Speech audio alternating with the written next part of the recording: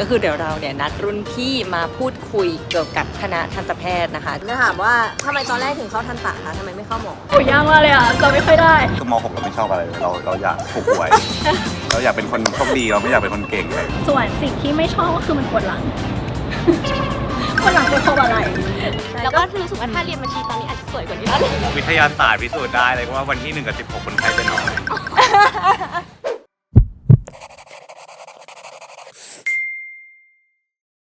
ฮัลโหลสวัสดีค่ะทุกคนเล่าให้ฟังนะคะตอนนี้นะคะเราอยู่กันที่คณะสีม่วงใช่ก็คือเป็นคณะทันตแพทย์นะคะทุกคนเพราะว่าวันนี้เรามีนัดกับรุ่นพี่แล้วก็เพื่อนจริงๆมันคนละวันกันแต่ว่าคิวมันแน่นมากจริงๆก็คือเดี๋ยวเราเนี่ยนัดรุ่นพี่มาพูดคุยเกี่ยวกับคณะทันตแพทย์นะคะจุฬาซึ่งรุ่นพี่ที่เราคุยเนี่ยบอกเลยนะคะว่าเขาว่าเก่งมากเพราะว่าทั้งเรียนใช่ไหมแล้วก็ทำงานด้วยอะไรเงี้ยแล้วก็แบบหล่อด้วยแล้วก็สวยด้วยก็แบบอยากมาเจออยากมาพูดคุยแล้วก็คิดว่าน้องๆที่ดูอะไรเงี้ยเผื่อจะได้ไอเดียได้อะไรกลับไปนะคะซึ่งตอนนี้เนี่ยจะ6 โมงแล้วแสงจะหมดแล้วแต่ว่าทุกคนเพิ่งเลิกงานแล้วก็ทุกคนกำลังมาแล้วก็รถติดมากแต่ไม่เป็นไรเพราะถึงแสงหมดเราก็จะถ่ายมาให้ทุกคนดูให้ได้เพราะว่าชีวิตเราต้องสู้ฟังก็มาเจอเพื่อนของฟังบ่อยเหมือนกันเพราะว่าก็มีเพื่อนเรียนที่นี่อะไรเงี้ยแล้วทุกครั้งที่มาใช่ป่ะก็คือจะชอบคณะทันตะมากเพราะว่าคณะทันตะเนี่ยอยู่ติดสยามทุกคนตอนเด็กๆก็คือรู้สึกว่าแบบเป็นคณะที่ดีมากใกล้แหล่งของกินมากในที่สุดเราก็พบแล้วนะคะเตยนะคะชื่อจริงชื่อพิมพ์นะคะก็จบทันตแพทย์จุฬานะคะมา5 ปีแล้วชื่อรักนะคะพี่พอดโผล่หน้าโชว์หน้าหล่อๆเดี๋ยวให้คนผู้ชมได้เห็นพอดครับสิทธาการจนาลงกรณ์ครับจะถามว่าทำไมตอนแรกถึงเข้าทันตะคะทำไมไม่เข้าหมอพี่พรก่อนเลยค่ะจริงเหรอตอนแรกสุดอะคืออยากเป็นหมอแต่ว่าเหมือนที่บ้านอะไม่มีใครบอกว่าแบบเหมือนไม่ค่อยมีใครสนับสนุนให้เป็นหมอเพราะว่าที่บ้านจริงๆก็คือเป็นหมอหมดหรอใช่ก็คือแบบพ่อเป็นหมอย่าเป็นหมออะไรเงี้ยแต่ว่าเขาบอกว่ามันแบบหนักไปอะไรเงี้ยเราก็เลยเริ่มมองไปที่หมอฟันเพราะว่าเราว่าคนที่แบบเลือกทันตะส่วนใหญ่ก็เพราะว่างานมันสบายกว่าไม่รู้นะอันนี้สำหรับเรารู้สึกว่าหลายคนนะบอกว่าตอนม .6 ไม่อยากเข้าเวรแต่คนรู้ว่าหมอมีเวรแน่ๆแต่ว่าไม่ทันตะไม่รู้เราหาหมอฟันแต่เด็กรู้สึกว่าเวลาทำงานมันมีความเฟกซิเบิลแบบว่ามันไม่เยอะมันว่างแหละใช่แล้วก็ด้วยความแบบประเทศไทยมันจะต้องแบบค่าครองชีพมันก็สูงใช่ป่ะแล้วเงินเดือนทันตะมันก็เป็นแบบเงินเดือนที่แบบอยู่ได้อะไรเงี้ยดีเลยแหละคือม .6 เราไม่ชอบอะไรเลยเราอยากถูกหวยเราอยากเป็นคนโชคดีเราไม่อยากเป็นคนเก่งเลยก็คือซื้อหวยให้ไม่ถูกฟังก็คิดเหมือนกันว่าจริงๆทันตะเป็นอาชีพที่ดีเพราะว่า1ก็คือมั่นคงแล้วก็มีwork life balanceเพราะเรารู้อยู่แล้วว่าเราเป็นคนที่ไม่ชอบทำงานหมายถึงว่าเรารู้อยู่แล้วว่าทั้งชีวิตเนี้ยเราจะไม่แบบถวายหัวให้งานใช่เราแค่แบบเราอยากมีความสุขใช่คือณเวลางานเราก็เต็มที่ไปเราออกจากงานเราก็แบบเราก็อยากมีชีวิตเป็นของตัวเองถูกไหมของเราตอนแรกแบบไม่ได้จะเรียนทันตะเลยเหมือนตอนแรกจะเรียนบัญชีแล้วก็เหมือนแบบเป็นเพราะดวงด้วยมั้งไม่รู้เหมือนกันแล้วก็เพื่อนๆค่ะเป็นเพราะเพื่อนที่โรงเรียนก็คือฟังนั่นก็คือเป็นส่วนหนึ่งที่ทำให้รู้สึกว่าแบบก็เลือกเป็นวิชาชีพดีไหมจะได้แบบว่ามีแบบอะไรติดตัวเพราะเราเป็นคนแบบขี้เกียจหางานอะไรอย่างเงี้ยค่ะกลัวว่าแบบถ้าเรียนบัญชีมาแล้วไม่ขยันหางานอะไรเงี้ยกลัวจะตกงานแล้วก็แบบอะไรอย่างงี้แต่ว่าถ้าเรียนทันตะมามันไม่มีอะไรให้เลือกแล้วแบบก็จบมาก็ต้องเป็นทันตแพทย์นั่นแหละไม่ต้องคิดอะไรต่อแล้วอะไรเงี้ยเป็นดาราก็ได้รักสวยนะอุ้ยบ้าแต่ว่าก็ไม่ใช่ว่าบัญชีไม่ดีนะคะคือบัญชีก็ดีแต่ว่าอาจจะแบบไม่ได้เหมาะกับเราเฉยๆแล้วก็รู้สึกว่าถ้าเรียนบัญชีตอนนี้อาจจะสวยกว่านี้แล้ว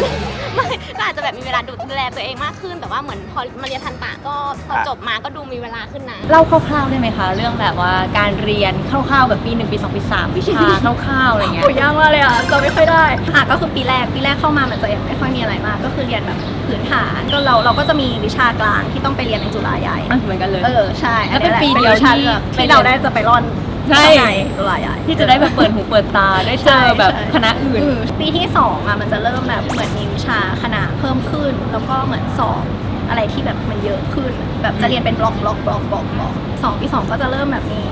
ผ่าอาจารย์ใหญ่แล้วก็มีพวก2 กล้องใช่ไหมที่เราดูแบบฮิสโตอะไรอย่างเงี้ยแล้วก็ปี2จะเริ่มลงเลคเชอร์ที่เกี่ยวข้องกับในช่องปากส่วนปี3เนี่ยเป็นปีที่หนักสุดเพราะว่าเหมือนมันมีสอบแบบรัวแบบว่า18 วิชาก็คือสอบแบบวันหนึ่งประมาณ 3-4 ตัวไม่ได้นอนนะเว้ยคือได้นอนแหละได้นอนแบบนิดนึงแล้วตอนผ่าอาจารย์ใหญ่กลัวปะไม่กลัวเพราะเขารู้สึกว่าแบบอาจารย์ใหญ่เขาแบบเขาอุทิศร่างให้เราเลยมันก็มีผ่าอาจารย์ใหญ่เหมือนกันที่2เขาผ่าค่ะแต่ว่าเขาค่าเน้นมันก็จะเน้นที่กระโหลกและฐานไกเน้นเทสเน้นตรงเทสแต่ว่าอันนี้ก็จะผ่าแต่ก็แบบ คร่าวๆอะไรเงี้ยกูก็อยู่ถึง2 ทุ่มทุกวันเลยเพราะไม่เก่ง ไม่เก่งเลย ตอนเรียนก็อยู่ถึง2 ทุ่มเหมือนกัน แต่ว่ามีความสุขนะสนุกเพราะว่าเหมือนแบบได้ทำแลบกับเพื่อนๆไปด้วย นี่เพื่อนเก่งไงเพื่อนก็ไม่ค่อยอยู่ไง แล้วการเรียนตอนนั้นเรียนเนี่ยวิชาที่ยากที่สุดคืออะไร ทั้งหมด อันไก็ไ ที่เรารู้สึกว่าซัฟเฟอร์ที่สุดซีเรียสที่สุดก็พอเทติกเราเพราะเรารู้สึกว่าอันที่มัน พอ เป็น สเตติกคืออะไรแปล พอเทติกก็คือแบบธนกรรมประดิษฐ์ก็ทำพวกฟันปลอมทำพวกครอบทำพวกอะไรเงี้ยเพราะว่าคืออันที่มันเลคเชอร์เรารู้สึกว่าเราไม่ได้เก่งหรอกแต่ว่าอันมันจบแล้วก็คือจบไง แต่พวกเนี้ยพอมันต้องดีลกับคนไข้แล้วพอเทติกต้องเป็นอะไรที่แบบคุยกับอาจารย์เยอะมากเพราะว่ามันต้องแบบไปทีทเมนต์แพลนกับอาจารย์วางแผนการรักษากับอาจารย์อะไรอย่างเงี้ยแล้วเราแบบเกรงอ่ะ ของหนูรู้สึกว่าที่ยากสุดจะเป็นพวกแบบนิวโรอะไรเงี้ยสมัยตอนเรียนเลคเชอร์อะไรเงี้ยแบบไม่ได้ชอบแบบด้วยความที่เราแบบไม่ได้อยากเป็นหมอขนาดนั้นบางทีแบบเรียนประสาทเดี๋ยวข้ามตรงนั้นเดี๋ยวข้ามตรงนี้ไปสั่งตรงไหนอะไรอย่างเงี้ยก็เลยรู้สึกว่ายากสุดคืออันนั้น ที่ว่าเคมเมดในตอนปีนั้น คือไม่ชอบเลยอะแบบว่าเคมีอะไรอย่างเงี้ยคือไม่ชอบเคมี ในความคิดของตัวเองอะคิดว่าหมอกับทันตะมีจุดไหนที่ต่างกันบ้าง ทันตะมันแบบอะอย่างแรกก็ไม่ต้องอยู่เวรอันเนี้ยต่างกันแน่นอนอยู่แล้วแล้วก็ตอนเรียนอะคือมันจะเน้นแลบค่อนข้างเยอะแล้วงานมันค่อนข้างละเอียด คือแลบพวกนี้คือเรียนตั้งแต่แบบปีที่ ใช่ตั้งแต่คือคลินิกก็คือปี2ปี3จริงๆตอนขึ้นคลินิกก็มีแลบที่เราต้องทำเหมือนกันแต่ว่าตอนนั้นมันจะกลายเป็นแลบที่ทำในคนไข้จริงเลย ก็ฟังก็มีเพื่อนเรียนทันตะอะไรเงี้ยก็เห็นมันแบบ มีงานที่ต้อง แลบแบบ ใช่ พวกเคสอะไรเงี้ย ใช่ หมายถึงมันดูแบบดูมีชีวิตที่ต้องหาเคสเองอะไรเงี้ย ด้วย แน่นอนเวลาทำงานเราว่าน่าจะต่างเรารู้สึกว่าหมอตอนเรียนเราว่าน่าจะเหนื่อยพอๆกัน แต่ว่าน่าจะมีความเครียดคนละแบบ แต่ว่าตอนจบมาเรารู้สึกว่าต่างมาก เวลาที่มันเฟกซิเบิลกับเวลาที่มันแบบออนดูตี้มันแบบตลอดเวลาที่แบบเราต้องแบบสละร่างกาย แม้จะแบบเราไม่อยากเข้าเวรไม่พร้อมวันนี้แต่เราก็ต้องเข้าอ่ะเรารู้สึกว่ามันต่างอย่างเงี้ยการทำงานต่างกันแน่คือเคยมีอาจารย์บอกว่าทันตะมันคือศาสตร์และศิลป์มันจะมีส่วนหนึ่งที่เป็นศิลป์เรารู้สึกว่าไอ้พวกเนี้ยมันคือแฮนด์สกิลการแบบทำบ่อยๆฝึกฝีมืออะไรเงี้ยแล้วมันก็ใช้แบบความรู้ช่วยด้วยให้งานมันดีขึ้นเนี่ยแต่หมอน่ะต้องแบบหัตถการอาจจะน้อยกว่า แต่ว่าต้องใช้แบบความรู้เยอะมากๆในการแบบ ประมวลออกมาให้ได้ ใช่ มันงานมันค่อนข้างพิถีพิถันเป็นงานที่แบบรายละเอียดเยอะอะถ้าเกิดว่าเราเก่งเสียเปล่าก็ได้เปรียบเลย ก็คือถ้าใครเก่ง ถ้าใครเก่งมันก็ มีความได้เปรียบ งานแลบก็จะเสร็จไวอะไรเงี้ย แล้วเรื่องแบบเคสอะไรเงี้ยแบบ ก็คือสมัยพี่อ่ะมันก็จะมีเขาเรียกว่า complete case เหมือนในคนไข้คนหนึ่งอ่ะเราจะต้องเหมือนมีอย่างน้อย ถ้าจะไม่ผิดไม่แน่ใจว่า2 หรือ 3 วิชาค่ะ หมายถึงว่าคนไข้1 คน ใช่ แล้วก็จะมาทำกับเรา2 หรือ 3 วิชาย่อย วิชาย่อยก็คือเช่นสมมติว่ามาขูดหินปูน อ๋อ มาอุดฟันแล้วก็มาฟันปลอมอะไรอย่างเงี้ย คือเคยมีเพื่อนบอกว่าคือถ้าอยากทำฟันที่แบบถูกและดีอ่ะก็คือให้มาสมัคร ใช่เพราะว่าอาจารย์ก็จะควบคุม ใช่ ทุกขั้นตอน ใช่ อย่างละเอียดแล้วมันก็คือการรักษามันก็ได้มาตรฐานตามที่มันควรจะเป็น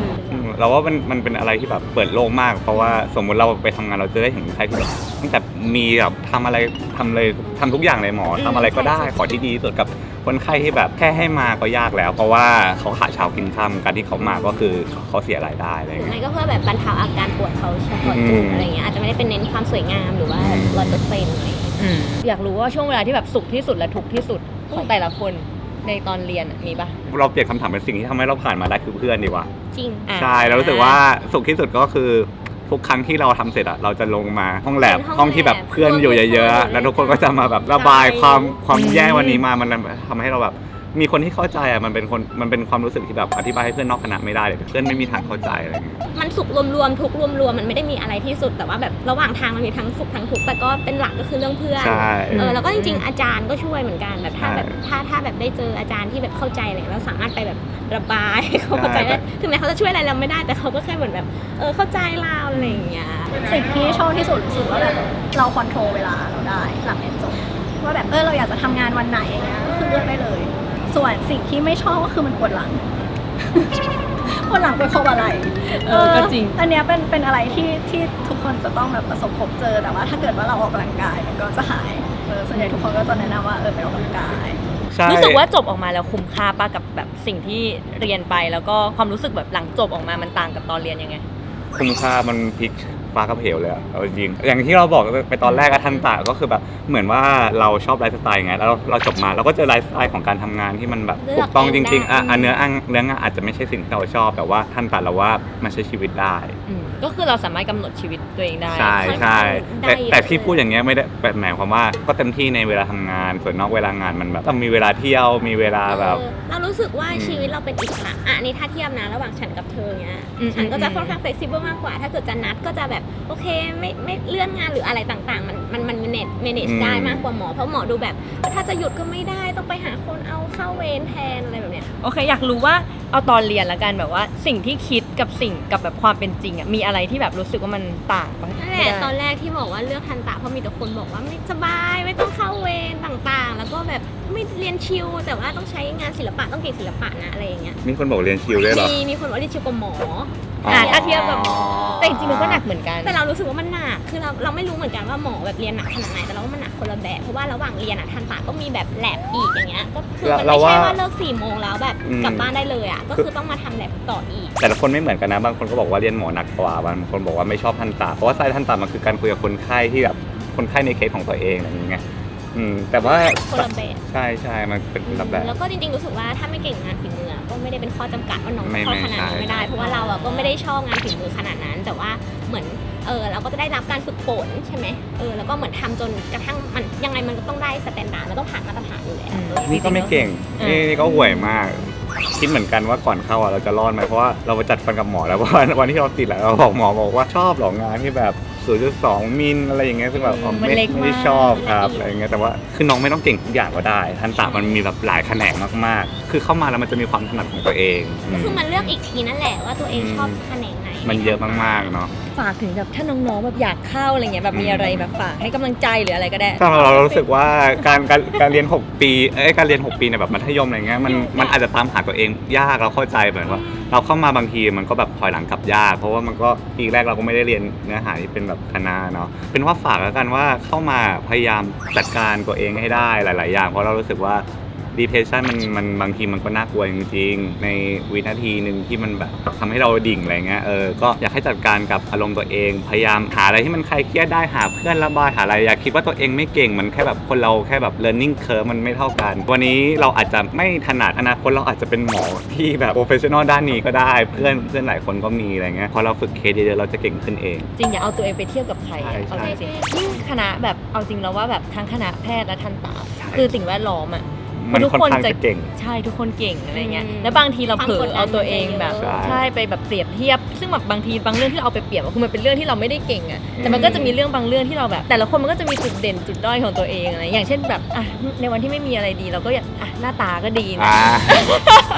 หนึ่งอะไรเงี้ยนึกออกปะแบบเวลามันเศร้าๆก็ส่องกระจกก็อ่ะอย่างน้อยแบบเรื่องอื่นเราไม่เก่งแต่ว่า ใช่ หน้าตามันอาจจะพอได้อ่ะ คนที่จะเข้ามาแล้วแบบจัดการตัวเองไม่ได้ให้แบบประมาณว่ารู้จักแบบปล่อยวางเอางี้ดีกว่า ปล่อยวาง เรารู้สึกว่าเหมือนแบบไม่ต้องไปคิดอะไรมากเราทำให้เต็มที่ในส่วนของเราถ้าเกิดว่ามันไม่ถูกใจหรือว่าเราทำได้ไม่ดีอย่างเงี้ยก็พยายามเริ่มต้นใหม่ ขอให้อ่านหนังสืออย่างตั้งใจรับรองว่าก็จะเข้ามาได้แล้วก็ผ่านมันไปได้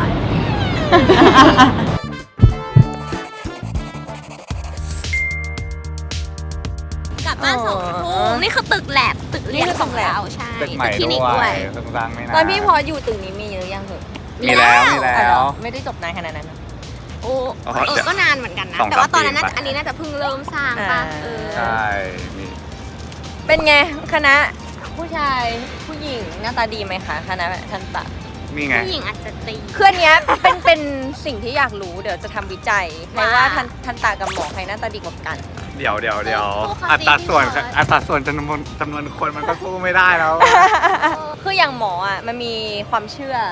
พวกเรื่องแบบ จริง ทำนู่นทำนี้ก็อย่างที่บอกเรามันสายมูแบบถ้าสั่ง อ่า KFC ตอนอยู่เวรอะไรเงี้ยเวรจะเยินอะไรเงี้ยทางทันตะมีปะ มีแฟกต์ เป็นแฟกต์เลยเหรอไม่ใช่ เป็นแฟกต์เลย ไม่ใช่ความเชื่อแล้ว มั เห น รอ เป็นแบบวิทยาศาสตร์พิสูจน์ได้เลยว่าวันที่1 กับ 16คนไข้จะน้อย